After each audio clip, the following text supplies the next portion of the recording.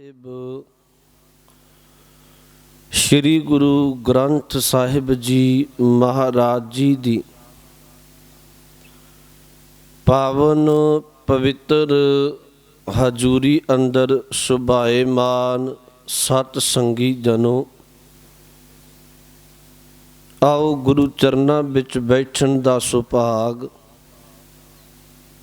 ਗੁਰੂ ਕੀ ਕਿਰਪਾ ਬਖਸ਼ਿਸ਼ ਦਾ ਸਦਕਾ ਪ੍ਰਾਪਤ ਹੋਇਆ। ਆਪਣੇ ਅੰਦਰ ਨੂੰ ਟਿਕਾ ਦੀ ਦਾਤ ਬਖਸ਼ੋ ਤਾਂ ਜੋ ਆਪਾਂ ਲੜੀਵਾਰ ਜੋ ਸਤਿਗੁਰੂ ਦੀ ਪਾਵਨ ਪਵਿੱਤਰ ਬਾਣੀ ਸੋਹਲਾ ਸਾਹਿਬ ਦੀ ਵਿਚਾਰ ਚੱਲ ਰਹੀ ਹੈ, ਇਸ ਪਾਵਨ ਪਵਿੱਤਰ ਬਾਣੀ ਨੂੰ ਆਪਾਂ ਵਿਚਾਰ ਸਕੀਏ। ਇੱਕ ਵਾਰ ਆਪ ਦੀ ਵਿਚਾਰ ਦੀ ਪ੍ਰਾਰੰਭਤਾ ਤੋਂ ਪਹਿਲਾਂ ਜੋ ਗੁਰੂ ਬਖਸ਼ੀ ਫਤਿਹ ਹੈ, ਤੇ ਮੈਂ ਇੱਕ ਬੇਨਤੀ ਗੁਰੂ ਕੀ ਬਖਸ਼ੀ ਫਤਿਹ ਦੇ ਸੰਬੰਧ ਵਿੱਚ ਕਹਿ ਦਿਆਂ। ਹਰ ਧਰਮ ਦਾ ਇਨਸਾਨ ਜਦੋਂ ਇੱਕ ਦੂਸਰੇ ਨੂੰ ਮਿਲਦਾ ਹੈ, ਹਰ ਧਰਮ ਦੇ ਮੁਰਸ਼ਿਦ ਨੇ ਆਗੂ ਨੇ ਉਹਨਾਂ ਨੂੰ ਮਿਲਣਸਾਰ ਫਤਿਹ ਰੱਬ ਦੇ ਨਾਮ ਤੇ ਕੋਈ ਉਹਨਾਂ ਦੀ ਝੋਲੀ ਵਿੱਚ ਬਖਸ਼ਿਸ਼ ਪਾਈ ਵੀ ਤੁਸੀਂ ਇੱਕ ਦੂਜੇ ਨੂੰ ਮਿਲਣਾ ਤੇ ਇਸ ਸ਼ਬਦ ਨੂੰ ਦੁਹਰਾਉਣਾ ਹੈ। ਜਿਵੇਂ ਕੋਈ ਰਾਮ ਰਾਮ ਆਖਦਾ ਹੈ, ਕੋਈ ਆਪਣੀ ਭਾਸ਼ਾ ਵਿੱਚ ਗੁੱਡ ਮਾਰਨਿੰਗ ਇਵਨਿੰਗ ਸ਼ਬਦ ਵਰਤਦਾ ਹੈ, ਪਰ ਗੁਰੂ ਕਲਗੀਧਰ ਮਹਾਰਾਜ ਨੇ ਬਖਸ਼ਿਸ਼ ਕੀਤੀ ਉਹ ਗੁਰ ਫਤਿਹ ਦੀ ਸਾਂਝ ਜ਼ਰੂਰ ਕਰੇ। ਆਪਾਂ ਬਚਨ ਪੜ੍ਹਦੇ ਹਾਂ, ਆਗੇ ਆਵਤ ਸਿੰਘ ਜੋ ਪਾਵੈ ਵਾਹਿਗੁਰੂ ਜੀ ਕੀ ਫਤਿਹ ਬੁਲਾਵੇ। ਜਦੋਂ ਸਿੰਘ ਮਿਲੇ ਤੇ ਗੁਰੂ ਬਖਸ਼ੀ ਫਤਿਹ ਬੁਲਾਏ। ਇਹਦੇ ਵਿੱਚ ਵੀ ਕੋਈ ਦੋ ਰਾਵਾਂ ਨਹੀਂ। ਅੱਜ ਬਹੁਤਾਤ ਵਿੱਚੋਂ ਸਾਡੇ ਵਿੱਚੋਂ ਉਹ ਵੀ ਨੇ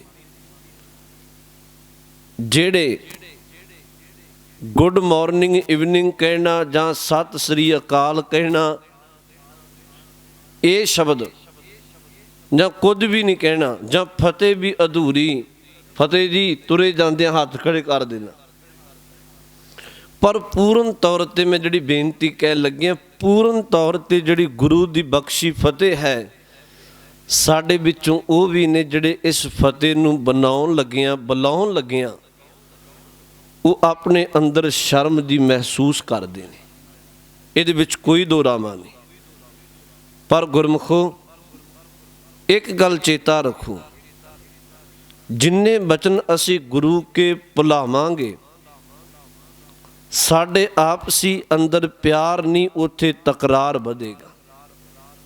ਜਿਹੜੀ ਗੁਰੂ ਕੀ ਬਖਸ਼ੀ ਫਤਿਹ ਹੈ, ਇੱਕ ਵਾਰ ਸਿੱਖ ਬੁਲਾਏ ਉਹਦੀ ਰਸਨਾ ਤੋਂ ਦੋ ਵਾਰੀ ਵਾਹਿਗੁਰੂ ਦਾ ਜਾਪ ਹੁੰਦਾ ਹੈ। ਸਾਹਮਣੇ ਸਿੱਖ ਨੇ ਫਤਿਹ ਬੁਲਾਈ, ਦੋ ਵਾਰੀ ਉਹਦੀ ਰਸਨਾ ਤੋਂ ਵਾਹਿਗੁਰੂ ਦਾ ਜਾਪ। ਮੇਰੇ ਕਹਿਣ ਤੋਂ ਮੁਰਾਦ ਜਦੋਂ ਸਿੱਖ ਇੱਕ ਵਾਰ ਗੁਰੂ ਕੀ ਬਖਸ਼ੀ ਫਤਿਹ ਬੁਲਾਉਂਦਾ ਹੈ, ਚਾਰ ਵਾਰੀ ਉਹਦੇ ਕੰਨ ਵਿੱਚ ਗੁਰੂ ਕੇ ਨਾਮ ਦੀ ਵਾਹਿਗੁਰੂ ਦੇ ਸਿਮਰਨ ਦੀ ਆਵਾਜ਼ ਪੈਂਦੀ ਹੈ। ਕਲਗੀਧਰ ਮਹਾਰਾਜ ਇਹਦੇ ਵਿੱਚ ਰਮਜ਼ ਰੱਖ ਕੇ ਗਏ, ਸਿੱਖਾ ਨਾਮ ਤੇਰੀ ਜ਼ਿੰਦਗੀ ਦਾ ਆਧਾਰ ਹੈ। ਮੈਂ ਤੇ ਤੈਨੂੰ ਮਿਲਣਸਾਰ ਵੀ ਗੁਰੂ ਕੀ ਬਖਸ਼ੀ ਫਤਿਹ ਅੰਦਰ ਨਾਮ ਦੀ ਦਾਤ ਦੇ ਕੇ ਗਿਆ। ਤੂੰ ਗੁਰੂ ਕੀ ਫਤਿਹ ਬੁਲਾਏਂਗਾ, ਇਹਦੇ ਵਿੱਚ ਵੀ ਤੇਰਾ ਭਲਾ ਹੈ। ਇੱਕ ਵਿਦਵਾਨ ਪੁਰਸ਼ ਨੇ ਕੁਝ ਸ਼ਬਦ ਲਿਖੇ ਨੇ। ਉਹ ਸ਼ਬਦ ਲਿਖਦਾ, ਕਹਿਣ ਲੱਗੇ, ਚਾਰ ਮਿਲੇ 64 ਖਿਲੇ, ਮਿਲੇ 20 ਕਰ ਜੋਰ, ਗੁਰਸਿੱਖ ਕੋ ਗੁਰਸਿੱਖ ਮਿਲੇ, ਖਿਲੇ ਹੈ 7 ਕਰੋੜ। ਇਹਦੇ ਅਰਥ ਸੁਖਾਲੇ ਨੇ। ਕਹਿਣ ਲੱਗੇ ਚਾਰ ਮਿਲੇ। ਚਾਰ ਮਿਲੇ ਦਾ ਅਰਥ ਹੈ, ਇੱਕ ਸਿੱਖ ਸਾਹਮਣੇ ਆ ਰਿਹਾ ਸੀ, ਇੱਕ ਇਧਰੋਂ ਸਿੱਖ ਜਾ ਰਿਹਾ, ਦੋਨਾਂ ਸਿੱਖਾਂ ਨੇ ਇੱਕ ਦੂਜੇ ਨੂੰ ਆਪਣੇ ਨੇਤਰਾਂ ਨਾਲ ਵੇਖਿਆ। ਇੱਕ ਸਿੱਖ ਦੇ ਦੋ ਨੇਤਰ, ਦੂਸਰੇ ਦੇ ਦੋ ਨੇਤਰ, ਚਾਰ ਮਿਲੇ। ਇੱਕ ਦੂਜੇ ਨੂੰ ਦੂਰੋਂ ਵੇਖਿਆ ਨੇਤਰਾਂ ਨਾਲ। 64 ਖਿਲੇ, ਉਹ ਕਹਿੰਦੇ 32 ਦੰਦ ਇੱਕ ਮੁੱਖ ਵਿੱਚ ਨੇ। ਦੋਨਾਂ ਸਿੱਖਾਂ ਦੇ 32 ਤੇ 32 64 ਦੰਦ। ਜਦੋਂ ਸਿੱਖ ਨੇ ਸਿੱਖ ਨੂੰ ਅੱਖਾਂ ਨਾਲ ਨੇਤਰਾਂ ਨਾਲ ਵੇਖਿਆ ਤੇ ਗੁਰੂ ਕੇ ਸਿੱਖ ਦੇ ਚਿਹਰੇ ਤੇ ਖੇੜਾ ਆ ਗਿਆ ਵੀ ਸਾਹਮਣੇ ਗੁਰੂ ਕਾ ਸਿੱਖ ਆ ਰਿਹਾ ਤੇ ਆਉਣਾ ਵੀ ਚਾਹੀਦਾ। ਮਹਾਰਾਜ ਨੇ ਕਿਹਾ 4, ਉਹ ਵਿਦਵਾਨ ਕਹਿੰਦੇ 4 ਮਿਲੇ 64 ਖਿਲੇ, ਮਿਲੇ 20 ਕਰ ਜੋਰ। ਜਦੋਂ ਲਾਗੇ ਆਏ ਤੇ ਦੋਨੋਂ ਹੱਥ ਜੋੜੇ, ਆਪਣੇ ਉਂਗਲਾਂ ਅੰਗੂਠਾ 10 ਇੱਕ ਸਿੱਖ ਦੇ ਤੇ ਹੱਥ ਜੋੜੇ, ਦੂਸਰੇ ਨੇ 10 ਉਹਦੀਆਂ ਉਂਗਲਾਂ 2 ਅੰਗੂਠੇ। ਕਹਿਣ ਲੱਗੇ ਮਿਲੇ 20 ਕਰ ਜੋਰ, ਹੱਥ ਜੋੜ ਕੇ ਇੱਕ ਦੂਸਰੇ ਨੂੰ ਮਿਲੇ। ਕਹਿਣ ਲੱਗੇ ਗੁਰਸਿੱਖ ਕੋ ਗੁਰਸਿੱਖ ਮਿਲੇ, ਖਿਲੇ हैं 7 ਕਰੋੜ। ਸਿੱਖ ਸਿੱਖ ਨੂੰ ਮਿਲੇ, ਕਹਿੰਦੇ ਨੇ 3.5 ਕਰੋੜ ਰੋਮ ਇੱਕ ਸਰੀਰ ਦੇ ਨੇ। ਤੇ ਜਦੋਂ ਸਿੱਖ ਸਿੱਖ ਨੂੰ ਮਿਲ ਕੇ ਫਤਿਹ ਬੁਲਾਉਂਦਾ ਹੈ, ਮਾਰੇ ਉਹ ਵਿਦਵਾਨ ਕਹਿੰਦਾ, ਕਹਿਣ ਲੱਗੇ ਸਿੱਖ ਦਾ ਇੱਕ ਇੱਕ ਰੋਮ ਖਿੜ ਜਾਂਦਾ ਹੈ। ਗੁਰਸਿੱਖ ਕੋ ਗੁਰਸਿੱਖ ਮਿਲੇ, खिले हैं 7 करोड़। साहब ने क्या आगे आवत सिंह जो पावे, वाहिगुरु जी की फतेह बुलावे। सानू चाहिदा है परिवारां विच, बच्चियां तो लैके बजुर्गां तक, कि घरां विच समाज विच विचरदियां असी एक दूजे नूं मिलदियां जरूर असी गुरु की बख्शी फतेह गुर फतेह की सानू सांझ पाउणी चाहिदी है। आपां बचन भी पढ़ते हैं भी कलगीधर महाराज नूं पुछया सी भी महाराज गुरु की फतेह बुलाउण विच, ना बुलाउण विच, इहदे विच किन्नी को बख्शिश वरतदी है। कहन लगे महाराज ने कहा, कहन लगे जेड़ा सिख गज के पहला फतेह बुलाए उहदे वल मेरा मुख हुंदा है, जेड़ा सिख हौली फतेह बुलाए उहदे वल मेरा सज्जा मोढा है। कहन लगे जेड़ा बाद विच बुलाए सज्जा मोढा, हौली बुलाए खब्बा मोढा, जेड़ा गुरु बख्शी फतेह नहीं बुलाउंदा उहदे वल मेरी कंड हुंदी है। एक विद्वान ने कहा, कहन लगे गुरु कलगीधर जी ने किसे नूं फतेह बुलाउण विच पहल नहीं दिती सी। महाराज फतेह पहला बुलाउंदे सन। मेरे कहण तो भाव यही है कि ये जिहड़ा गुरु की बख्शी फतेह है, इहनूं असीं रोज़मर्रा दी जीवन अंदर समाज विच विचरदियां, परिवार विच रहिंदियां, बच्चियां तो लैके बजुर्ग तक असी गुरु की इस दात नूं सांभीए। गज वज के सिख नूं फतेह बुलाउणी चाहिदी है।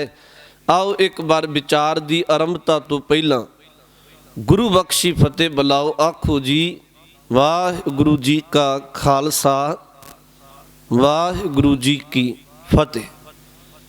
कल आपां पहला शब्द, 5 शब्द ने सोहला साहिब की बाणी विच, पहले शब्द दे 2 बंद आपां विचारे सन, जिस विच हजूर ने कहा, कहन लगे तू सत संगत घर विच ब्याह कर, जिथे उस करते दे घर दी विचार है। नाल महाराज ने बचन किया, उस मालक दे गीत उस मालक दे चरनां विच जुड़, जिन्हें सारियां नूं सिरजिया है। महाराज ने क्या तू निरभौ परमात्मा दे सोलेगा सिफत कर। महाराज कहन लगे निरभौ नूं जपेगा निरभौ हो जाएगा।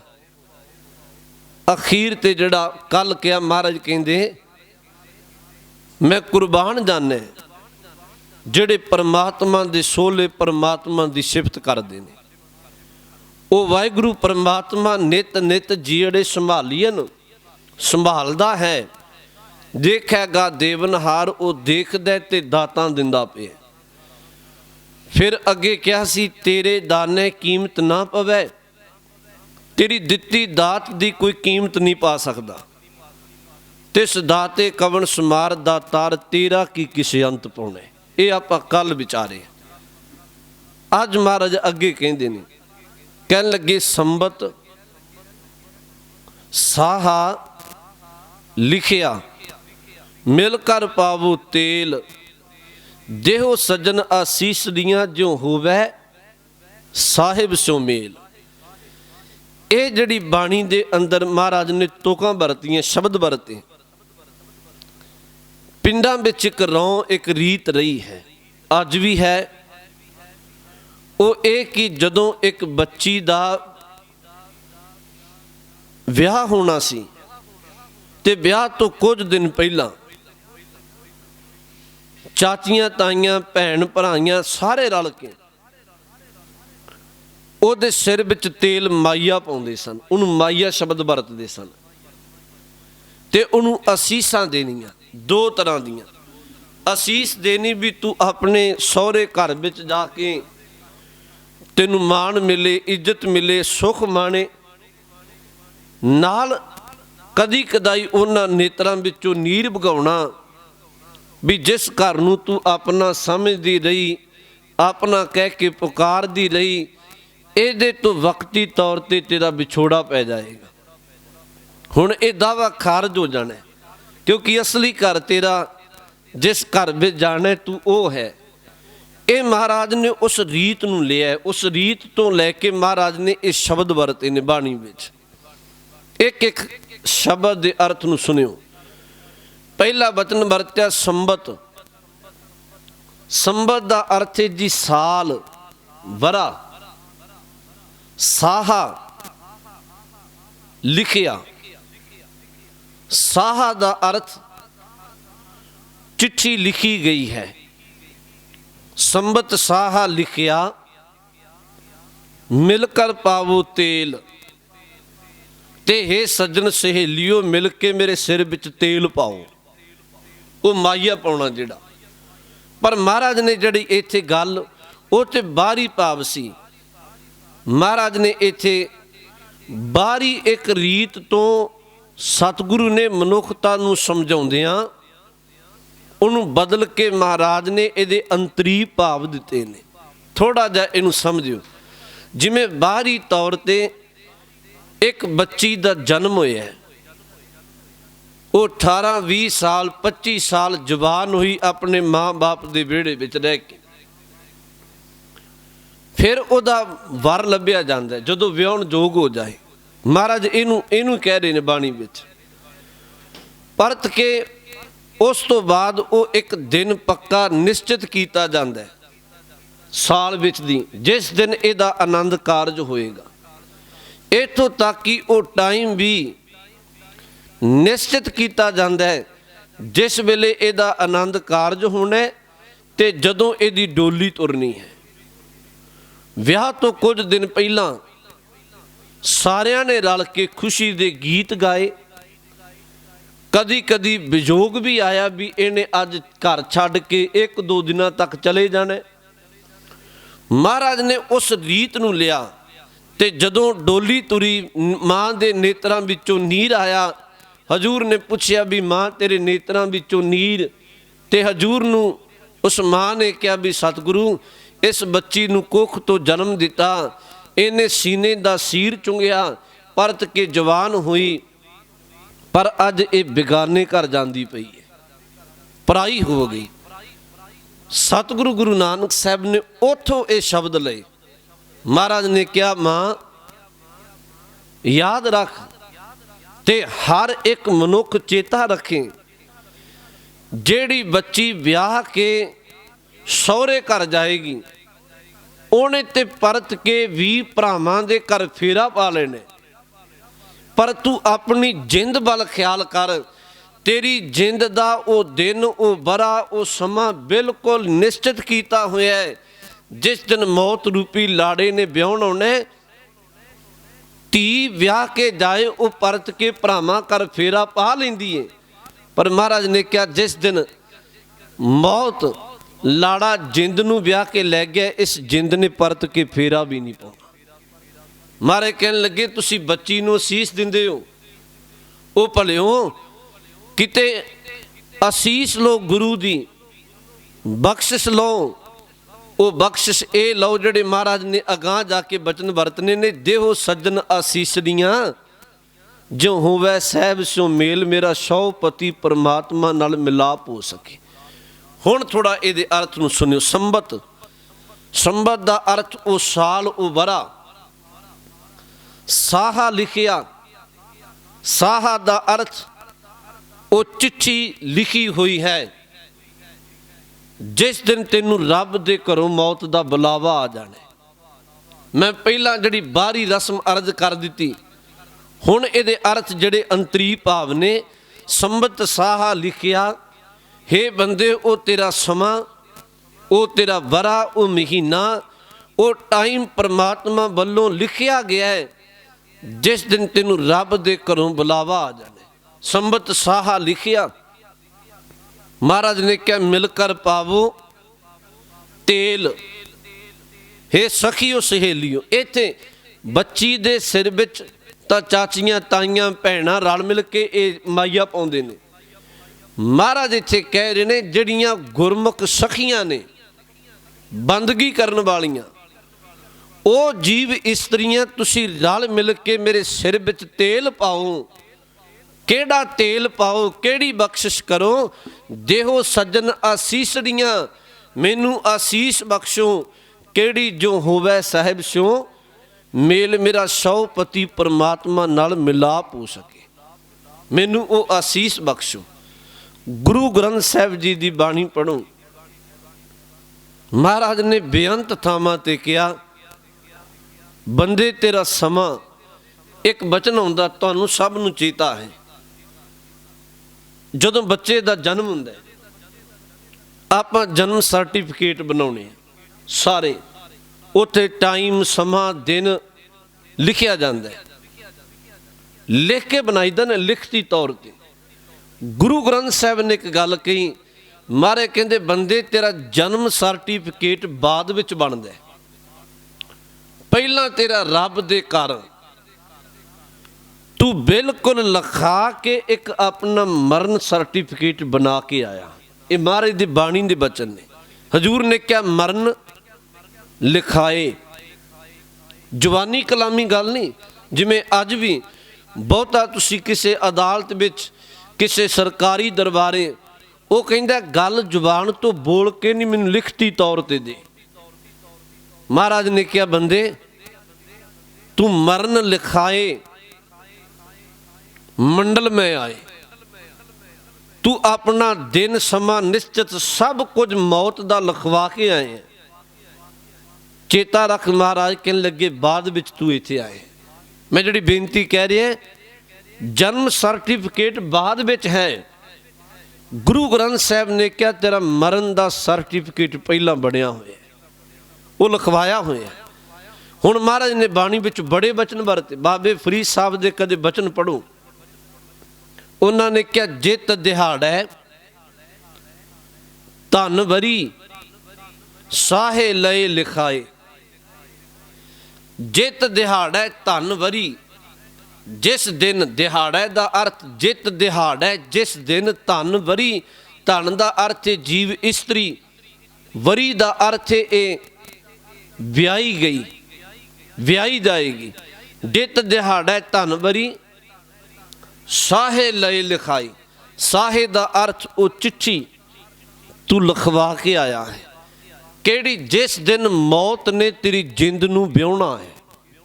बाबा फरीद साहब जी, जित दिहाड़ा जिस दिन, धन वरी, धन दा अर्थ इत्थे जीव इस्त्री, वरी दा अर्थ विआह।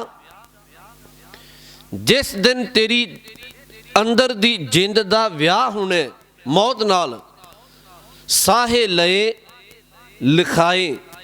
वो साहे चिट्ठी वो दिन महाराज कहन लगे तू लिखवा के आए। अगली तुक बरती, कहन लगे मालक जे कन्नी सुनीदा मूँह दिखा ले आए। मारे कहन लगे जिहड़ी मौत, मलक दा अर्थ मौत दा फरिश्ता, जिस मौत नू तू कन्ना नाल सुनदा है, महाराज कहने लगे एक दिन आएगा उस मौत ने तेनू भी अपना मूँह विखाउना है, भावों मौत तेरे कोल भी आएगी। मलक जे कन्नी सुनींदा मोह दिखा ले आए।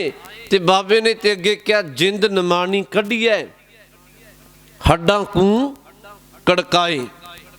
कहन लगे उस परमात्मा ने तेरी जिंद हड कड़का के कढ़ने ने। कईयां इहदे अर्थ कीते कि तेरा तन कमज़ोर हो जाएगा ते उदों फिर एक कड़का के। कुछ विद्वान कहते ने कहन लगे मनमुख बंदा बेकार भोगदा संसार विच, पापी बिरती रखदा है, पर जदों रब जिंद कढ़दा उदों बहुत तड़फदा है।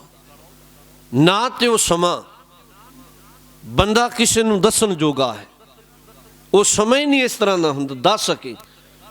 जिमें बाणी में एक बचन आउंदा है, हाथ मरोड़ै तन कपे सियाह हो हुआ सेत। बंदा हाथ मरोड़दा। सियाणे पुरुषां नूं इस गल का पता है कि जदों जिंद निकलदी है बंदा इकट्ठा हुंदा है, हाथ मरोड़दा है। वैसे मनमुख की मौत ते गुरमुख की मौत विच बहुत अंतर है। मनमुख ते गुरमुख विच बहुत अंतर है। पर यह केवल मैं बेनती कह रहा, बाबे ने कहा कहन लगे जिंद निमाणी कढ़ी है हड्डां कू कड़काए। रब मानो कड़का के जिंद कढ़दा है। जिंद बहुटी मरन वार लै जासी परनाई। जिहड़ा शब्द इत्थे वरतिया कहन लगे जिंद बहुटी, जिंद मानो एक बहुटी की तरह। वेखो बाणी विच बचन आए ने। बहुटी किहनूं कहंदे ने? जिन्हों बहु शब्द भी वर दिंदे सन। जदों एक नूंह नूं विआह के लाउणा तां लोग आम शब्द वरतदे सन, ये फलाणिਆਂ दी बहुटी है। महाराज ने बाणी विच कहा, कहन लगे जिंद बहुटी बंदे तेरा शरीर दे अंदर जिहड़ी जिंद है ये एक बहुटी की तरह। मरण वर, वर दा अर्थ लाड़ा, मौत एक मानो लाड़े की तरह है। लै जासी परनाए, तेरी जिंद नूं मौत लाड़ा विआह के लै जाएगा। जिंद बहुटी मरण वर लै जासी परनाए। अपना हथी जोल कै गल लगे धाए।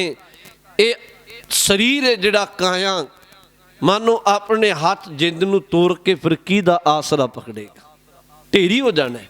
इहदा आसरा ते जिंद है। मैं बेनती कह रहा, महाराज ने कहा संबत साहा लिखिया मिलकर पावो तेल। वो दिन वो समा निश्चित है जिस दिन महाराज ने कहा तेनू रब दे घरों मौत का बुलावा आउणा। बाबे फरीद साहब जी का एक बचन होर वैसे चेता रखियो, साहब बाबा फरीद साहब जी दे गुरु ग्रंथ साहब की बाणी विच 4 शब्द ने। वो 4 शब्दों विच एक होर शब्द हुंदा है, श्लोक वखरे ने। एक बचन हुंदा है, बोले शेख फरीद प्यारे अल्लाह लगे। बड़ा प्यारा बचन वरत्या। कहन लगे बोले शेख फरीद, तेनू शेख फरीद बोल के कह रहे है प्यारे अल्लाह लगे। ओ प्यारे तू अल्लाह खुदा दे चरना में जुड़िया कर। हुण पुछो बाबा जी गल क्यों कह रहे हो? महाराज ने अगे क्या बोले शेख फरीद प्यारे अल्लाह लगे। ए तन होसी खाक निमाणी गोर करे। कहन लगे ए तन खाक दी ढेरी हो जाएगा। ए तन होसी खाक निमाणी गोर करे। गोर दा अर्थ है कवर मड़ी। कह लगे ये तन जिदा मान करने दिन रात एक कवर बिच मड़ी बिच इन सड़ जाना जल जाना है। बाबे ने कहा तू उस खुदा दे चरना में जुड़। ये शब्द ते वैसे लंबेरा है, सारा पढ़ो। बोले शेख फरीद प्यारे अल्लाह लगे ए तन होसी खाक निबाणी गोर करे। आज मिलावा शेख फरीद टाकम कुंजड़ियाँ मनो मचिंदड़ियाँ। पर ये विच अगां जाके बाबे ने 3-4 उदाहरण दित्तियां। वो बचन आउंदा जी कतक कुंजा चेत डौ सावन बिजलियां। ਸਿਆਲੇ ਸੁਹੰਦੀਆਂ ਫਿਰ ਗਲ ਬਾਹੜੀਆਂ। ਇਹਦੇ ਅਰਥਾਂ ਨੂੰ ਪੜ੍ਹ ਕੇ ਵੇਖਿਓ। ਇਹਦੇ ਅਰਥ ਨੇ, ਪਹਿਲਾ ਪ੍ਰਮਾਣ ਦਿੱਤਾ, ਕਹਿਣ ਲੱਗੇ ਕੱਤਕ ਕੂੰਜਾਂ, ਕੱਤਕ ਦਾ ਮਹੀਨਾ ਆਉਂਦਾ, ਕੂੰਜਾਂ ਦੇਸ਼ ਛੱਡ ਕੇ ਪ੍ਰਦੇਸ਼ ਵਿੱਚ ਜਾਂਦੀਆਂ, ਕਿਉਂਕਿ ਕੂੰਜ ਜਿਹੜੀ ਬਹੁਤੀ ਠੰਡ ਦੇ ਦਿਨਾਂ ਵਿੱਚ ਥੋੜਾ ਉਹ ਗਰਮ ਇਲਾਕੇ ਵਿੱਚ, ਬਹੁਤੀ ਗਰਮੀ ਵਿੱਚ ਉਹ ਥੋੜਾ ਠੰਡੇ ਇਲਾਕੇ ਵਿੱਚ ਚਲਦੀ ਫਿਰਦੀ ਰਹਿੰਦੀ ਹੈ। ਮਹਾਰਾਜ ਨੇ ਕਿਹਾ ਕੱਤਕ ਕੂੰਜਾਂ। ਬਾਬੇ ਫਰੀਦ ਸਾਹਿਬ ਨੇ ਕਿਹਾ ਕੱਤਕ ਦਾ ਮਹੀਨਾ ਆਇਆ, ਕੂੰਜ ਆਪਣਾ ਦੇਸ਼ ਘਰ ਛੱਡ ਕੇ ਪ੍ਰਦੇਸ਼ ਹੋਰ ਥਾਂ ਚਲੀ ਗਈ, ਪਰ ਕਿੰਨਾ ਕੁ ਸਮਾਂ ਰਹੇਗੀ, ਉਹਨੂੰ ਵਾਪਸ ਤੇ ਆਪਣੇ ਘਰ ਜਾਣਾ ਹੀ ਪੈਣਾ। ਘਰ ਤੇ ਜਾਏਗੀ। ਬਾਬੇ ਨੇ ਕਿਹਾ ਬੰਦੇ ਤੂੰ ਸੰਸਾਰ ਤੇ ਆਏ, ਕਿੰਨਾ ਕੁ ਸਮਾਂ ਰਹੇਗਾ? ਆਖਰ ਜਿਸ ਮਾਲਕ ਨੇ ਤੈਨੂੰ ਘੱਲਿਆ ਉਹਦੇ ਬੁਲਾਵੇ ਤੇ ਤੈਨੂੰ ਵਾਪਸ ਤੇ ਜਾਣਾ ਹੀ ਪਏਗਾ। ਆਪਾਂ ਪੜ੍ਹਦੇ ਹਾਂ ਬਚਨ ਬਾਣੀ ਦਾ, ਘੱਲੇ ਆਵੇ ਨਾਨਕਾ ਸੱਦੀ ਉੱਠੀ ਦਾਏ।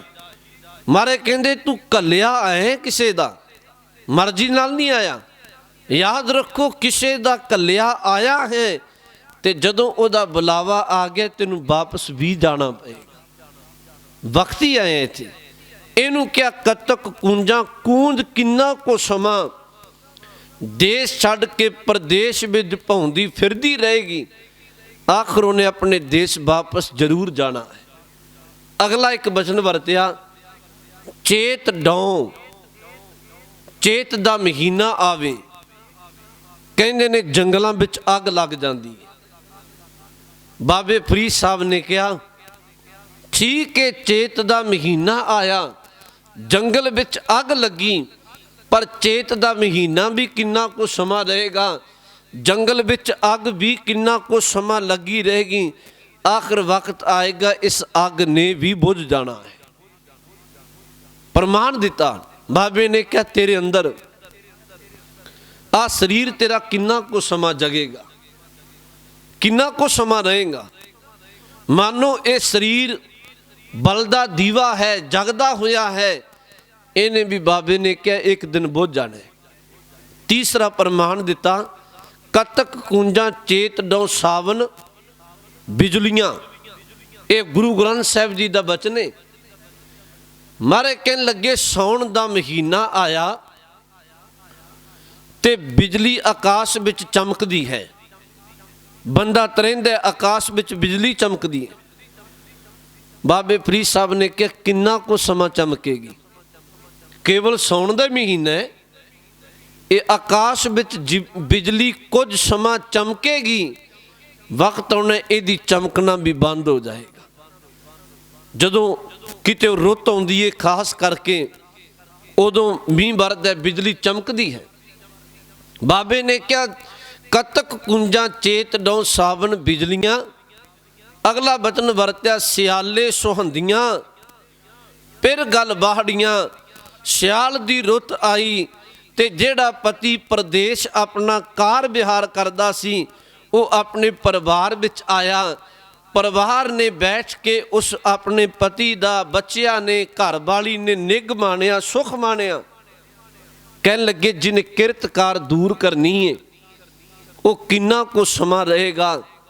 ਸਿਆਲ ਦੀ ਜਿਵੇਂ ਰੁੱਤ ਲੰਘਣੀ ਹੈ, ਉਸ ਪਤੀ ਨੇ ਆਪਣੇ ਕਾਰ ਕਿਰਤ ਲਈ ਵਾਪਸ ਜਾਣਾ ਹੈ।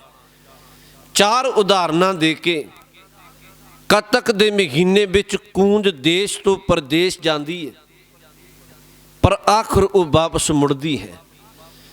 ਚੇਤ ਦੇ ਮਹੀਨੇ ਵਿੱਚ ਜੰਗਲਾਂ ਵਿੱਚ ਅੱਗ ਲੱਗਦੀ ਹੈ, ਆਖਰ ਉਹ ਅੱਗ ਬੁਝ ਜਾਂਦੀ ਹੈ। ਸਾਉਣ ਦੇ ਮਹੀਨੇ ਵਿੱਚ ਆਕਾਸ਼ ਵਿੱਚ ਬਿਜਲੀ ਚਮਕਦੀ ਹੈ, ਆਖਰ ਉਹ ਬਿਜਲੀ ਚਮਕ ਉਹਦੀ ਬੰਦ ਹੋ ਜਾਂਦੀ ਹੈ। ਬਾਬੇ ਨੇ ਕਿਹਾ ਇੱਕ ਪਤੀ ਦੂਰ ਰਹਿੰਦਾ, ਸਿਆਲ ਦਾ ਮਹੀਨੇ ਪਰਿਵਾਰ ਵਿੱਚ ਮਿਲਣ ਆਇਆ, ਉਹਨੇ ਆਪਣੀ ਕਿਰਤ ਕਾਰ ਲਈ ਜਾਣਾ। ਯਾਦ ਰੱਖੋ ਇਸੇ ਤਰ੍ਹਾਂ ਇਹ ਸਰੀਰ ਬੰਦੇ ਤੈਨੂੰ ਕੁਝ ਸਮਾਂ ਮਿਲਿਆ, ਵਕਤ ਆਏਗਾ ਰੱਬ ਦੇ ਘਰੋਂ ਬੁਲਾਵਾ ਆ ਗਿਆ ਨੇ ਵਾਪਸ ਆਪਣੇ ਘਰ ਨੂੰ ਜਾਣਾ। ਹਰ ਬੰਦੇ ਦਾ ਮਹਾਰਾਜ ਨੇ ਕਿਹਾ वो साल महीना साए चिट्ठी लिखी हुई है। जदों दे घरों बुलावा आउंदा, संबत दा अर्थ साल बरा, साहा दा अर्थ वो चिट्ठी सुनेहा लिखिया मौत वाला, मिलकर पावो तेल। अगली जिहड़ी तुक वरती, कहन लगे जिवें बच्ची दे सिर विच मतावां भैणां रल के तेल झसदियां ने, हे सखियो तुसी मेरे सिर विच भी एक तेल पाओ। वो किहड़ा? जिवें बच्ची नूं असीसां दिंदे ने भी तू सहुरे घर जाए, तेरा परिवार वधिया होवे, तेरा घर बार सस सहुरा। उत्थे महाराज ने कहा जिथे एक धी नूं आसीस दिंदे हो, देहो सज्जन आसीसड़ियां, मैनू एक आसीस दो, जो होवे साहिब स्यों मेल, जिस आसीस नाल मेरा सौ पति परमात्मा नाल मिलाप हो सके। गुरु ग्रंथ साहब ने कहा ये आसीस तू गुरु तो जां गुरमुखां तो जरूर लिया कर। वेखो जिन्हां नूं चेटक लगी धर्म दी बाणी दी, किसी गुरमुख तो जां किसी गुरसिख तो जां गुरु ग्रंथ साहब जी दी बाणी तो, हर एक दे भावें हिस्से नहीं आया। भाई वीर सिंह जी का जीवन तुसी पढ़ियो, मैं कई बारी अर्ज करना, वो कवि बिरती दे मालक सन, सिख इतिहास लिखिए, पर जिथे वो विद्वान सन उथे नाम दे रसीए सन, बहुत बैरागी अवस्था दे मालक सन। सरगोधे दी धरती ते उन्हां एक कॉन्फ्रेंस वेले कुछ गुरमुखां नूं दस्सिया सी भी मैनू लगन किवें लगी धर्म कमाउण दी, गुरु ग्रंथ साहब जी दे चरनां विच जुड़न दी। उन्हां दस्सिया, कहन लगे मेरे नाना जी ज्ञानी हजारा सिंह जी बहुत विद्वान सन, गुरमुख ज्ञानी हजारा सिंह जी। कहन लगे मैं अपने नानके पिंड गया, उथे पढ़े कुछ समा, उथे कहन लगे मैं स्कूलों पढ़ के आया, तो जिस अमृतसर साहब की धरती ते जिहड़ा मेरा कमरा सी, अज मैं आया अपने रूम अंदर कमरे अंदर, उथे पहला मेरा अकले दा बैड कह लो, तो उथे एक होर आसन एक बैड लग्या होया है, उहदे ते बिस्तरा विछिया है। मेरे नाना जी आए ज्ञानी हजारा सिंह जी, उन्होंने क्या कहन लगे पुत्र इत्थे वो महापुरख गुरमुख दरबार साहब गए ने हरमंदर साहब, वो आउणगे इत्थे तेरे कोल कुछ दिन उन्हें टिकाणा करना अपने कोल इत्थे। मैं बेनती कह रहा, उन्हें क्या मैनू लगन किवें लगी? कह लगे जदों वो महापुरख आए, चिट्टा दाड़ा बजुर्ग सन, शामां दे वक्त मैनू मेरे नाना जी ने आके कहा, कहन लगे इन्हां नूं किसी भी वस्तु की लोड़ होवे, जल पानी छकना होवे, कुछ जरूरत होवे, ते तू इन्हां दी सेवा करनी है। इन्हां अमृत वेले चले जाने दरबार साहब विश्राम करन इत्थे आउणगे, तां उन्हां नूं भी कहा भी जदों तुहानूं महापुरखों कोई लोड़ होवे तां तुसीं इस बच्चे नूं कह देना, ये तुहाडी सेवा विच हाज़र रहेगा। भाई वीर सिंह कहंदे ने, कहन लगे मैं उन्हां दी सेवा करनी। शामां दे वक्त एक दिन दरबार साहब तो आए, मैं भी अपने स्कूल दा जिहड़ा वर्क सी काम सी वो करी जा रहा सी, ते कहन लगे अज उन्हां रहराज साहब दा पाठ कीता, अद्धे को नेत्र बंद कीते, ऐन टेक के रहराज साहब दी बाणी पढ़ी। मैं बैठ के कोल बाणी सुनी। भाई वीर सिंह कहंदे ने उस दिन मैनू प्रतीत होया कि उन्हां दे शरीर विचों कुछ किरणां निकलदियां ने, बख्शिश निकलदी है, ਤੇ ਜਿਹੜੀ ਮੇਰੇ ਮਨ ਨੂੰ ਭੜਕਦੇ ਨੂੰ ਅੰਦਰ ਨੂੰ ਟਿਕਾ ਦਿੰਦੀ ਪਈ ਹੈ। ਕਹਿਣ ਲੱਗੇ ਮੈਂ ਟਿਕ ਕੇ ਬਾਣੀ ਸੁਣੀ, ਉਹਨਾਂ ਪਾਠ ਕੀਤਾ, ਪਰਤ ਕੇ ਉਹਨਾਂ ਅਰਦਾਸ ਕੀਤੀ। ਭਾਈ ਵੀਰ ਸਿੰਘ ਕਹਿੰਦੇ ਸਨ ਉਹ ਜਿਹੜੀ ਬੈਰਾਗ ਵਿੱਚ ਭਿੱਜ ਕੇ ਅਰਦਾਸ ਕੀਤੀ, ਉਹਦੇ ਬੋਲ ਅੱਜ ਤੱਕ ਵੀ ਮੇਰੇ ਕੰਨਾਂ ਵਿੱਚ ਗੂੰਜਦੇ ਨੇ। ਅਸਲ ਵਿੱਚ ਇਹ ਸੱਚ ਹੈ, ਬਾਣੀ ਪੜ੍ਹਨ ਵਿੱਚ, ਅਰਦਾਸ ਕਰਨ ਵਿੱਚ ਬਹੁਤ ਅੰਤਰ ਹੈ। ਇੱਕ ਤੇ ਹੈ ਜੀ, ਮੈਨੂੰ ਖਿਮਾ ਕਰਿਓ ਵੀ ਬੰਦੇ ਦੇ ਮਨ ਵਿੱਚ ਚੰਗਾ ਹੈ ਚਲੋ ਬਾਣੀ ਪੜ੍ਹਨੀ, ਵੀ ਆਹ ਆਪਾਂ ਜਪਜੀ ਸਾਹਿਬ ਦਾ ਨਿਤਨੇਮ ਕਰਨਾ, ਤੇ ਅਸਲੀਅਤ ਤੇ ਮਨ ਕਈ ਵਾਰੀ ਖਾਨਾ ਪੂਰਤੀ ਕਰਦੇ, ਭੜਕਦਾ, ਮਿੰਟ ਮਾਰਦੇ, ਸੁਰਤ ਕੀਤੇ ਮਨ ਕਿੱਥੇ, ਉਹ ਬੰਦਾ ਜ਼ੁਬਾਨੀ ਗੁਲਾਮੀ ਜਿਵੇਂ ਟੇਪ ਰਿਕਾਰਡ ਲੱਗੀ ਹੁੰਦੀ ਪੜ੍ਹ ਦਿੰਦਾ ਬਾਣੀ। ਪਰ ਜੇ ਕਿਤੇ ਇਹੀ ਮਨੂਆ ਭਾਵਨਾ ਨਾਲ ਟਿਕ ਕੇ ਗੁਰਬਾਣੀ ਦਾ ਪਾਠ ਕਰੇ ਤੇ ਸੱਚੇ ਮੈਂ ਕਹਾਂ ਭਾਵੇਂ ਥੋੜਾ ਕਰ ਲਵੇ, ਪਰ ਉਹ ਗੁਰਬਾਣੀ ਅੰਦਰ ਨੂੰ ਬਹੁਤ ਰਸ ਤੇ ਟਿਕਾ ਦਿੰਦੀ ਹੈ। ਕਹਿੰਦੇ ਭਾਈ ਵੀਰ ਸਿੰਘ ਉਸ ਦਿਨ ਰਹਿਰਾਸ ਸਾਹਿਬ ਦਾ ਪਾਠ ਸੁਣਿਆ, ਬਹੁਤ ਅੰਦਰ ਟਿਕਿਆ, ਆਨੰਦ ਆਇਆ। ਉਹਨਾਂ ਅਰਦਾਸ ਕੀਤੀ, ਉਹਨਾਂ ਦੀ ਅਰਦਾਸ ਬੈਰਾਗ ਵਿੱਚ ਭਿੱਜੀ ਸੀ। ਉਸ ਅਰਦਾਸ ਦੇ ਬੋਲ ਮੈਨੂੰ ਅੱਜ ਵੀ ਮੇਰੇ ਕੰਨਾਂ ਵਿੱਚ ਗੂੰਜਦੇ ਨੇ। ਬੜੀ ਭਾਵਨਾ ਨਾਲ ਭਾਵਪੂਰਤ ਅਰਦਾਸ ਕੀਤੀ। ਕਹਿਣ ਲੱਗੇ ਮੇਰੀ ਭਾਵਨਾ ਬਣੀ, ਮੈਂ ਹੋਰ ਸੇਵਾ ਉਹਨਾਂ ਦੀ ਜੁਟ ਕੇ ਸੇਵਾ ਕੀਤੀ ਉਸ ਕਰਨੀ ਵਾਲੇ ਦੀ। ਅਗਲੀ ਗੱਲ ਜਿਹੜੀ ਉਹਨਾਂ ਕਹੀ, ਕਹਿਣ ਲੱਗੇ ਇੱਕ ਦਿਨ ਮੈਂ ਰਾਤ ਨੂੰ ਸੁੱਤਾ ਸਾਂ, ਇਹ ਭਾਈ ਵੀਰ ਸਿੰਘ ਨੇ ਕਿਹਾ, ਤੇ ਕਹਿਣ ਲੱਗੇ ਉਹ ਵੀ ਵਿਸ਼ਰਾਮ ਕਰਦੇ ਸਨ। ਰਾਤ ਨੇਤਰ ਖੁੱਲੀ ਤੇ ਕਮਰੇ ਵਿੱਚ ਪ੍ਰਕਾਸ਼ ਹੈ। ਮੈਂ ਦੇਖਿਆ ਵੀ ਲਾਈਟ ਤੇ ਬੰਦ ਕਰਕੇ ਪਏ ਸਨ, ਪਰ ਜਦੋਂ ਉਹਨਾਂ ਵੱਲ ਬਿਸਤਰੇ ਵੱਲ ਨਜ਼ਰ ਮਾਰੀ, ਚੌਂਕੜਾ ਮਾਰ ਕੇ ਬੈਠੇ ਨੇ। ਕੇਸ ਕੀ ਉਹਨਾਂ ਦੇ ਸਿਰ ਤੇ ਛੋਟੀ ਦਸਤਾਰ ਬੰਨੀ ਹੈ। ਕਹਿਣ ਲੱਗੇ ਉਹਨਾਂ ਦੇ ਮੱਥੇ ਤੋਂ ਇੱਕ ਮਾਨੋ ਪ੍ਰਕਾਸ਼ ਲਾਟ ਨਿਕਲਦੀ ਪਈ। ਚਲੋ ਇਹ ਮਹਾਰਾਜ ਨੇ ਕਿਹਾ ਨਾਮ ਜਪਤ ਕੋਟ ਸੂਰ ਉਜਾਰੇ।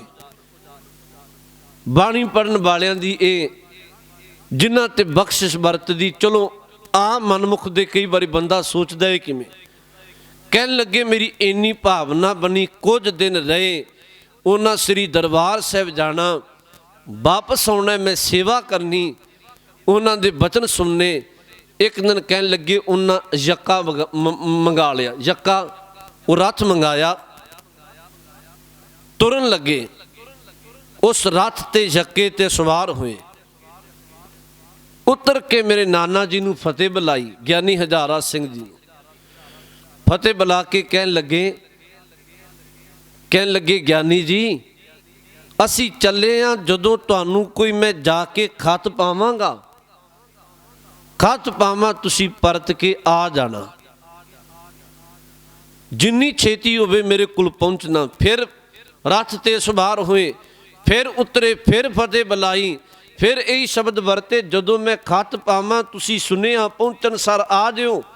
ਕਹਿਣ ਲੱਗੇ ਤੀਸਰੀ ਵਾਰ ਫਿਰ ਫਤਿਹ ਬੁਲਾ ਕੇ ਕਿਹਾ ਗਿਆਨੀ ਜੀ ਮੇਰੀ ਗੱਲ ਧਿਆਨ ਨਾਲ ਸੁਣਿਓ, ਜਦੋਂ ਮੈਂ ਤੁਹਾਨੂੰ ਬੁਲਾਵਾਂ ਤੁਸੀਂ ਉੱਥੇ ਪਹੁੰਚ ਜਾਣਾ। ਹੜਪੇ ਰਹਿੰਦੇ ਸਨ। ਕਹਿਣ ਲੱਗੇ ਜੀ ਤੁਰੇ, 4 ਦਿਨਾਂ ਬਾਅਦ ਖਤ ਆਇਆ ਉਸ ਮਹਾਂਪੁਰਖ ਦਾ ਵੀ ਤੁਸੀਂ ਗਿਆਨੀ ਹਜ਼ਾਰਾ ਸਿੰਘ ਜੀ। ਭਾਈ ਵੀਰ ਸਿੰਘ ਕਹਿੰਦੇ ਮੇਰੇ ਨਾਨਾ ਜੀ ਨੂੰ ਮੇਰੇ ਕੋਲ ਆ ਜਾਓ। ਜਦੋਂ ਗਏ ਮੇਰੇ ਨਾਨਾ ਜੀ, ਕਹਿਣ ਲੱਗੇ ਫਿਰ ਨਾਨਾ ਜੀ ਦਾ ਕੁਝ ਦਿਨਾਂ ਬਾਅਦ ਸੁਨੇਹਾ ਆਇਆ ਕਿ ਉਹ ਮਹਾਂਪੁਰਖ ਅਕਾਲ ਚਲਾਣਾ ਕਰ ਗਿਆ, ਮੈਨੂੰ ਕੁਝ ਦਿਨ 10 ਦਿਨ ਲੱਗਣਗੇ, ਗੁਰਬਾਣੀ ਦਾ ਪਾਠ ਕਰਨਾ ਹੈ, ਉੱਥੇ ਸਿਮਰਨ ਕਰਨਾ, ਉਹਨਾਂ ਦੀ ਅਰਦਾਸ ਕਰਨੀ ਹੈ। ਕਹਿਣ ਲੱਗੇ ਮੇਰੇ ਮਨ ਵਿੱਚ ਆਇਆ ਵੀ ਜਦੋਂ ਮੇਰੇ ਨਾਨਾ ਜੀ ਆਏ ਮੈਂ ਪੁੱਛਾਂਗਾ ਜ਼ਰੂਰ ਵੀ ਉਹ ਵਾਰ-ਵਾਰ ਤੁਹਾਨੂੰ ਇਹ ਗੱਲ ਕਿਉਂ ਕਹਿੰਦੇ ਸਨ ਉਤਰ ਕੇ ਰਾਤ ਤੋਂ ਵੀ ਤੁਸੀਂ ਪਰਤ ਕੇ ਆ ਜਾਣਾ ਜਦੋਂ ਬੁਲਾਵਾਂ। ਕਹਿਣ ਲੱਗੇ 10 ਦਿਨਾਂ ਬਾਅਦ ਘਰ ਜਦੋਂ ਮੇਰੇ ਨਾਨਾ ਗਿਆਨੀ ਹਜ਼ਾਰਾ ਸਿੰਘ ਜੀ ਆਏ ਤੇ ਮੈਂ ਪੁੱਛਿਆ ਵੀ ਉਹ ਬਾਰ-ਬਾਰ ਉਤਰ ਕੇ ਇਸ ਤਰ੍ਹਾਂ ਦੀ ਇੰਨੇ ਗਿਆਨਵਾਨ ਮਹਾਂਪੁਰਖ ਇਹ ਕਰਮ ਕਿਉਂ ਕਰਦੇ ਸਨ। ਉੱਥੇ ਕਹਿਣ ਲੱਗੇ ਮੇਰੇ ਨਾਨਾ ਜੀ ਨੇ ਇਸ ਗੱਲ ਨੂੰ ਕਿਹਾ, ਕਹਿਣ ਲੱਗੇ ਜਿਨ੍ਹਾਂ ਦੇ ਅੰਦਰ ਸੌਪਤੀ ਪਰਮਾਤਮਾ ਦੇ ਘਰ ਵਿੱਚ ਜਾਣ ਦੀ ਤਾਂਘ ਹੁੰਦੀ ਏ, ਉਹਨਾਂ ਦੇ ਚਿਹਰੇ ਦਾ ਖੜਾਓ ਵੱਖਰਾ ਹੁੰਦਾ ਹੈ। ਜਿਨ੍ਹਾਂ ਨੇ ਬਖਸ਼ਿਸ਼ ਦਾ ਤੇਲ ਲਿਆ, ਗੁਰੂ ਦੀ ਬਖਸ਼ਿਸ਼ ਮਾਨੀ, ਜਿਨ੍ਹਾਂ ਦਾ ਜੋ ਹੋਵੇ ਸਾਹਿਬ ਸਿਓ ਮੇਲ, ਗੁਰਮੁਖਾਂ ਦੀਆਂ ਅਸੀਸਾਂ ਲਈਆਂ ਹੁੰਦੀਆਂ। ਤੇ ਜਿਹੜਾ ਅਗਲਾ ਬਚਨ ਹੈ ਨਾ, ਘਰ ਘਰ ਇਹੋ ਪਹੁੰਚਾ, ਉਹਨਾਂ ਨੂੰ ਪਤਾ ਹੁੰਦਾ ਅੰਦਰੋਂ ਵੀ ਅਸੀਂ ਆਪਣੇ ਰੱਬ ਦੇ ਘਰ, ਮਾਲਕ ਦੇ ਘਰ ਜਾਣਾ, ਉਹਦੇ ਘਰੋਂ ਬੁਲਾਵਾ ਆ ਗਿਆ। ਉਹ ਤਾਂ ਕਰਕੇ ਬਾਰ-ਬਾਰ ਉਹਨਾਂ ਨੂੰ ਆਉਣ ਵਾਲੇ ਸਮੇਂ ਦਾ ਪਤਾ ਸੀ ਤੇ ਉਹ ਮੇਰੇ ਨਾਲ ਪਿਆਰ ਕਰਕੇ ਕਹਿੰਦੇ ਸਨ, ਗਿਆਨੀ ਜੀ ਮਾਨੋ ਮੈਨੂੰ ਆਉਣ ਦੇ ਸਮੇਂ ਦਾ ਪਤਾ, ਮੈਂ ਚਲੇ ਜਾਣਾ, ਤੁਹਾਨੂੰ ਸੁਨੇਹਾ ਆਏਗਾ, ਤੁਸੀਂ ਅਖੀਰਲੇ ਸਮੇਂ ਮੇਰੇ ਪਹੁੰਚਣਾ ਜ਼ਰੂਰੀ। ਜਿਹੜੇ ਹਰ ਵੇਲੇ ਚੇਤਾ ਰੱਖਦੇ ਨੇ ਸੰਬਤ ਸਾਹਾ, ਉਹ ਦਿਨ ਚੇਤਾ ਰੱਖਦੇ ਨੇ।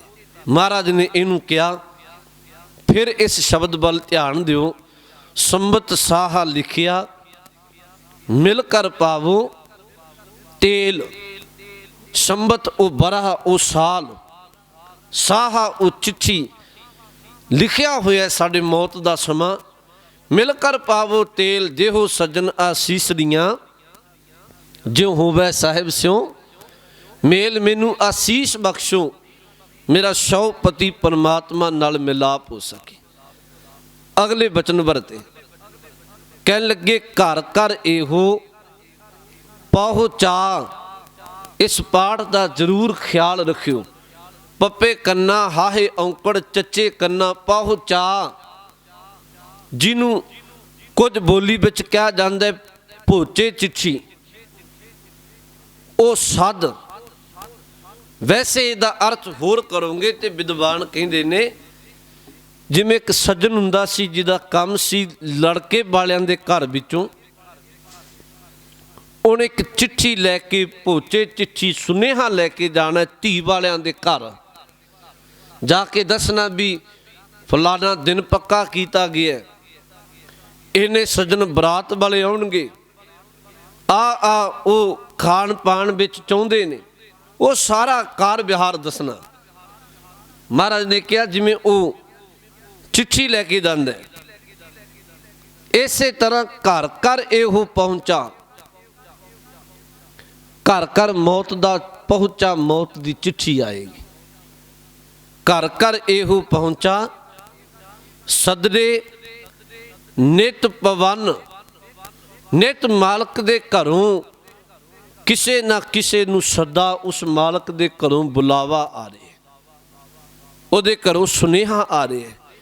ਤੇ ਗੁਰੂ ਗ੍ਰੰਥ ਸਾਹਿਬ ਨੇ ਇੱਕ ਗੱਲ ਕਹੀ, ਗੁਰੂ ਅਰਜਨ ਸਾਹਿਬ ਮਹਾਰਾਜ ਨੇ, ਕਹਿਣ ਲੱਗੇ ਬੰਦੇ ਇੱਕ ਗੱਲ ਚੇਤਾ ਰੱਖ, ਸ੍ਰੀ ਰਾਗ ਵਿੱਚ ਗੁਰੂ ਗ੍ਰੰਥ ਸਾਹਿਬ ਜੀ ਦੇ 50 ਅੰਗ ਤੇ ਇੱਕ ਬਚਨ ਸੁਸ਼ੋਭਿਤ ਹੈ।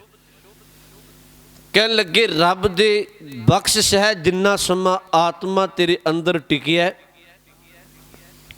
ਤੂੰ ਸੁਖ ਮਾਣਦਾ ਪਿਆ, ਇੱਥੇ ਖਾ ਰਿਹਾ, ਪੀ ਰਿਹਾ, ਹੱਸਦਾ ਪਿਆ, ਬੋਲਦਾ ਪਿਆ, ਦੇਖਦਾ ਪਿਆ।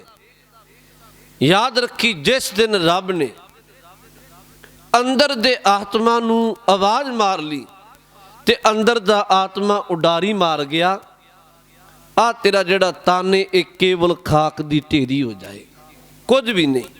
ਬਾਣੀ ਵਿੱਚ ਇੱਕ ਬਚਨ ਹੁੰਦਾ ਹੈ, ਤਿਚਰ ਵਸੇ ਸੁਹੇਲੜੀ, ਜਿਚਰ ਸਾਥੀ ਨਾਲ। ਬੰਦੇ ਆਪਣੇ ਆਪ ਨੂੰ ਝੰਜੋੜ, ਉਹਨਾਂ ਸਮਾਂ ਤੂੰ ਸੁਖੀ ਵਸਣਾ ਪਿਆ ਜਿੰਨਾ ਸਮਾਂ ਆਤਮਾ ਸਾਥੀ ਤੇਰੇ ਨਾਲ ਹੈ। ਤੇਰੇ ਘਰ ਘਰ ਘਰ ਇਹੋ ਪਹੁੰਚਾ, ਆਵਾਜ਼ ਨਹੀਂ ਆਈ ਹਜੇ। ਤਿਚਰ ਵਸੇ ਸੁਹੇਲੜੀ, ਜਿਚਰ ਸਾਥੀ ਨਾਲ। ਮਹਾਰਾਜ ਨੇ ਕਿਹਾ ਜਾ ਸਾਥੀ ਉੱਠੀ ਚੱਲਿਆ। ਜਦੋਂ ਅੰਦਰ ਦਾ ਸਾਥੀ ਆਤਮਾ ਉਡਾਰੀ ਮਾਰ ਗਿਆ, ਉਹਦੀ ਸੱਦ ਆ ਗਈ, ਤਿੱਤਰ ਬਸੇ ਸੁਹੇਲੜੀ, ਜਿੱਤਰ ਸਾਥੀ ਨਾਲ ਜਾਂ ਸਾਥੀ ਉੱਚੀ ਚੱਲਿਆ, ਤਾਂ ਧਨ ਖਾਕੂ ਰਾਲ ਫਿਰ ਇੱਕ ਕਾਇਆ ਕੇਵਲ ਸਰੀਰ ਇੱਕ ਮਿੱਟੀ ਦੀ ਢੇਰੀ ਹੋ ਜਾਏਗੀ। ਕੌਣ ਇਹਨੂੰ ਰੱਖਦਾ? ਘਰ ਦੇ ਬਾਹਰ ਦੇ ਕੋਈ ਨਹੀਂ। ਇੱਕ ਅਗਲੀ ਅਗਾਂਹ ਜਾ ਕੇ ਇੱਕ ਤੁਕ ਵਰਤੀ ਮਹਾਰਾਜ ਨੇ। ਉਹ ਸ਼ਬਦ ਹਰ ਇੱਕ ਸਿੱਖ ਨੂੰ ਚੇਤਾ ਰੱਖਣਾ ਚਾਹੀਦਾ। ਗੁਰੂ ਅਰਜਨ ਦੇਵ ਮਹਾਰਾਜ ਨੇ ਕਿਹਾ, ਕਹਿਣ ਲੱਗੇ ਬੰਦੇ, ਜਦੋਂ ਤੂੰ ਕਿਤੇ ਚਾਰ ਜਨਿਆਂ ਵਿੱਚ ਜਾਣਾ ਜਾਂ ਘਰ ਵਿੱਚ ਹੀ ਲਾ ਲਓ ਜਾਂ ਸਮਾਜ ਵਿੱਚ ਵਿਚਰਦਿਆਂ ਤੈਨੂੰ ਕੋਈ ਜੀ ਆਇਆਂ ਨੂੰ ਕਹੇ, ਉਦੋਂ ਕਹਿਣ ਲੱਗੇ ਤੂੰ ਰੱਬ ਅੱਗੇ ਸਿਰ ਝੁਕਾਇਆ ਕਰ, ਤੂੰ ਅਹੰਕਾਰ ਨਾ ਕਰਿਆ ਕਰ। ਬੰਦੇ ਦਾ ਸੁਭਾਅ ਹੈ ਕਿ ਚਾਰ ਜਨੇ ਇਹਨੂੰ ਫਤਿਹ ਬੁਲਾਉਣ, ਅਦਬ ਕਰਨ। ਇਹ ਬੰਦਾ ਅੰਦਰੋਂ ਹਉਮੈ ਨਾਲ, ਮੈਂ ਮਮਤਾ ਨਾਲ ਭਰਦਾ ਹੈ ਵੀ ਮੈਂ ਕੁਝ ਹਾਂ, ਜਿਹੜੇ ਚਾਰ ਬੰਦੇ ਮੈਨੂੰ ਝੁਕਦੇ ਨੇ। ਗੁਰੂ ਅਰਜਨ ਸਾਹਿਬ ਨੇ ਕਿਹਾ, ਬੰਦੇ ਜਦੋਂ ਤੈਨੂੰ ਕੋਈ ਜੀ ਆਇਆਂ ਨੂੰ ਕਹੇ ਤੂੰ ਉਦੋਂ ਰੱਬ ਅੱਗੇ ਝੁਕਿਆ ਕਰ, ਕਿਉਂਕਿ ਰੱਬ ਨੇ ਹਜੇ ਤੇਰੇ ਅੰਦਰ ਆਤਮਾ ਟਿਕਾਇਆ ਹੈ। ਆਤਮਾ ਟਿਕਿਆ ਤੇ ਤੈਨੂੰ ਜੀ ਆਇਆਂ ਨੂੰ ਕਹਿੰਦੇ ਨੇ। ਜਿਸ ਦਿਨ ਉਹਦੇ ਘਰੋਂ ਸੱਦ ਆਈ, ਆਤਮਾ ਉਡਾਰੀ ਮਾਰ ਗਿਆ, ਤੈਨੂੰ ਬਾਹਰਦਿਆਂ ਨੇ ਤੇ ਜੀ ਆਇਆਂ ਨੂੰ ਕਹਿਣਾ ਗੱਲ ਦੂਰ ਦੀ, ਤੈਨੂੰ ਘਰਦਿਆਂ ਨੇ ਵੀ ਘਰੇ ਨਹੀਂ ਰੱਖਣਾ।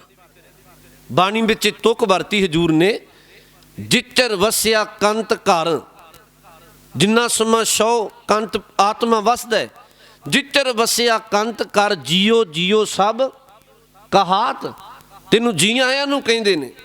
ਕਹਿ ਲੱਗੇ ਜਾਂ ਸਾਥੀ ਉੱਠੀ ਚੱਲਿਆ, ਕੋਏ ਨਾ ਪੁੱਛੇ ਤੇਰੀ ਬਾਤ। ਜਿੱਚਰ ਵਸਿਆ ਕੰਤ ਕਰ, ਜੀਓ ਜੀਓ ਸਭ ਕਹਾਤ, ਜਾਂ ਸਾਚੀ ਉੱਚੀ ਚੱਲਿਆ, ਕੋਏ ਨਾ ਪੁੱਛੇ ਤੇਰੀ ਬਾਤ। ਜਦੋਂ ਅੰਦਰ ਦਾ ਆਤਮਾ ਉਡਾਰੀ ਮਾਰ ਗਿਆ, ਪਰਤ ਕੇ ਕਿਸੇ ਤੇਰੀ ਬਾਤ ਨਹੀਂ ਪੁੱਛਣੀ। ਮਹਾਰਾਜ ਨੇ ਇਹਨੂੰ ਕਿਹਾ, ਘਰ ਘਰ ਇਹੋ ਪਹੁੰਚਾ, ਇਹ ਘਰ ਘਰ ਬੁਲਾਵਾ ਆਏਗਾ। ਸਦਨੇ ਨਿਤ ਪਵਨ, ਉਸ ਮਾਲਕ ਦੇ ਘਰ ਵਿੱਚੋਂ ਨਿਤ ਸਾਧ ਆ ਰਹੀ ਹੈ।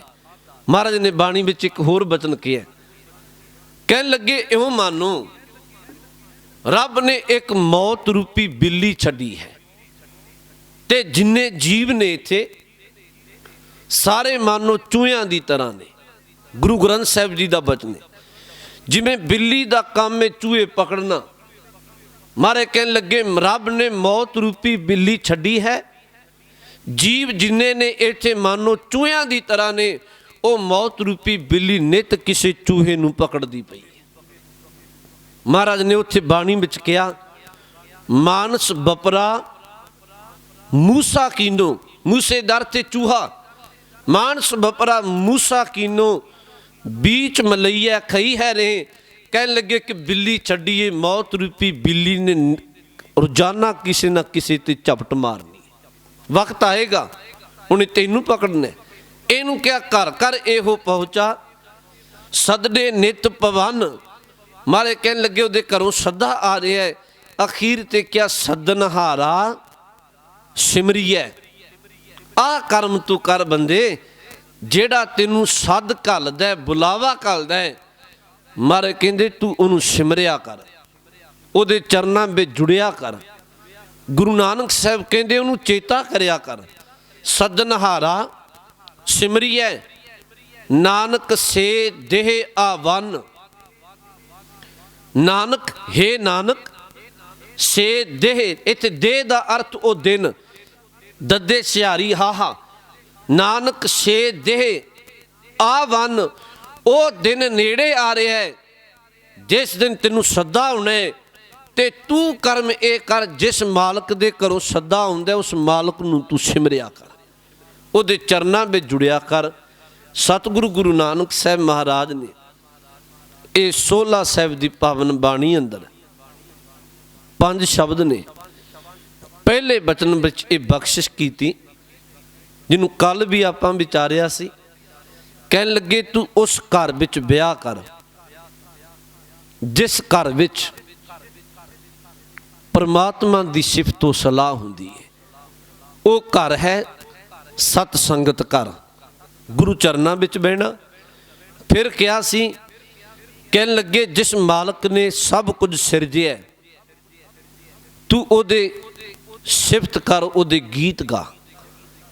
फिर क्या तू निरभव नूं चेते कर, मैं कुर्बान जाना। महाराज कहंदे जिहड़ा उस मालक की सिफत करदा वो जीवां नूं संभालदा देखदा दातां दिंदा। उहदी दात की कीमत कोई नहीं, वो दात की कीमत नहीं, दातार की की कीमत पा सकता। अज क्या वो साल बड़ा नीयत है जिस दिन तेनू रब दे घरों बुलावा आउणा। तू गुरमुखां दी असीस लै जिहदे नाल तेरा 100 परमात्मा नाल मिलाप हो सके। तेरे घर भी मौत दा पहुंचा, मौत की चिट्ठी आएगी। मारे कहंदे दिन वो नेड़े आ रहा है, जिहदे घरों बुलावा आउणा उहनूं तू सिमरिया कर। सहब कृपा करे गुरमुखो, ये अज दा पावन बचन आपां गुरु कृपा नाल विचारे है। यतन करो, ये समा लंघ ही रहा है। रात सौ के जिन्होंने महाराज ने कहा रैन गवाई सोए कै, दिवस गवाया खाए। हीरे जैसा जन्म है कौडी बदलै जाए। वैसे मैनू एक तुसी पढ़िया होएगा शायद, वो गल मैनू बड़ी वधिया लगी। कहंदे जी बंदा इत्थे बिन मतलब तो लड़ाई झगड़े ईरखा वाद विवाद करी जा रहे, पर थोड़ी झात पाए ना, जे मान लो भी ये 80 साल की आरजा उम्र होगी, मान लो। वैसे जो अज माहौल है 60 70 80, ये तो वाहिगुरू की रजा, पर 80 साल का हो जाए तो बहुत है। 40 साल तो वो कढ़ दे तू सौ के बतीत करने ने, क्योंकि अद्धियां रातां ने। बंदा ख्याल करे, वो कहंदा 80 साल उम्र ते 40 कढ़ दे, उत्ते सुता है तू सौ के बतीत करनी।